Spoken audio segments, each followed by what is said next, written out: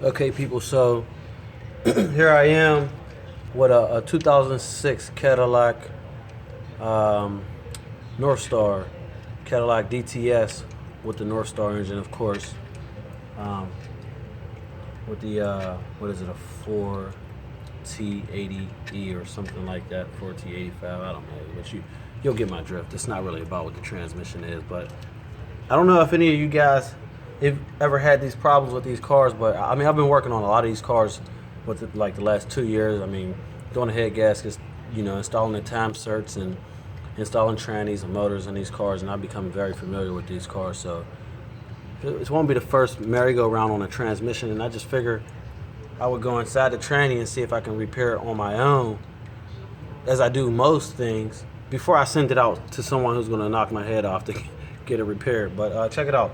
So I've been having a problem with this car. I have been having a problem. I have a problem with this car. I love it to death.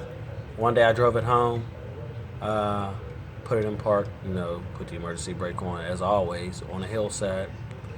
Got out, in the house. Came out the next morning, got in the car, started it up, went to put it in reverse, and it backed up. And I mean, I was downhill, but still, I just, instinct, put it in reverse to back up some down the hill, and I felt the pressure, and it, pushed me down the hill somewhat faster than what normal inertia or gravity would do.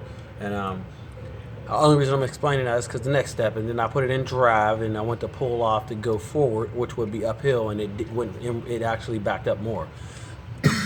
Immediately, I knew it was stuck in reverse, neutral safety switch, something like that. So I had the car sitting for a while and finally got some time to get up in here and pull the transmission down, which I had to tilt the motor down and, put it up on the cherry picker and hang the engine, whatnot. Well, I got the motor tilted right now. Got the transmission, the pan off the side of the transmission, because I figure like on the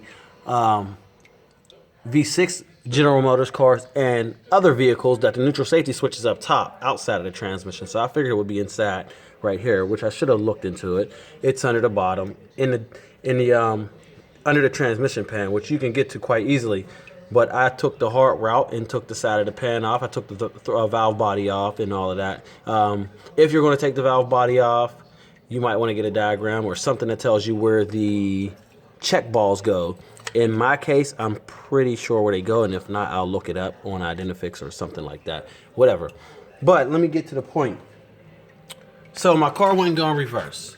Or it wouldn't go back in drive after I put it in reverse. So here is your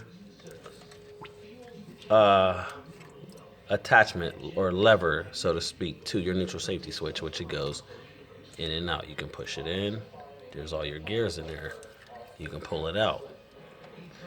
When you're switching gears, you don't feel this part. You feel, when you're switching through the gears, actually, what you feel clicking is actually a mechanism made to click. It's just made to click, which would be connected to this rod. And I'll probably take the pan off next just to, get in there and make sure. But when you switch gears, you got a whole bunch of teeth in here on springs. You can't see them right now, but they're in there. If you take the pan off, you'll see them. And they just basically click. That's what you feel when you're clicking. You don't actually feel the car shifting through the gears, which would be this rod. And let me show you what connects that rod to the safety switch. This little plastic clip. Just like in your door handles and whatnot, locks, stuff like that. You probably, if you're mechanically inclined and you've been messing around with your car, you've probably seen it many times. But on this one side, you see that little piece sticking up? It's like an arrow. It's like a one-way pop, like a pop rivet, so to speak, plastic. And there should be another side to it. When it pops in, it holds in. And this is what they got holding this thing on here. And I guess it finally got brittle. And if I feel down in here, I'll probably feel the part. And it just fell off.